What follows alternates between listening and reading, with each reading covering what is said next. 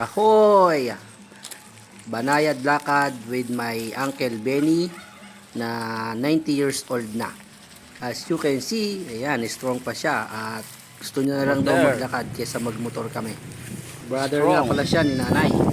Ang sabi niya pa ay dito siya dumaan kanina nang siya ay tumakas. Ayan, touchdown na kami at dahil siya ay hindi nagpaalam, siya ay may pasalubong kay Tita Noring. Sabi ko, salubungin ako ni Melda.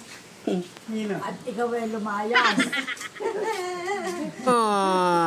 Kahanga-hanga nga Pasalubong talaga ka naman ang eh. pagmamahalan Bumawi. ni tita at ni tito. May pasalubong eh. Bumawi. Nagpatuloy pa nga ang kanilang pag-uusap. May bala ka uling umalis. Hindi, ala na. Doon sa malayo-layo.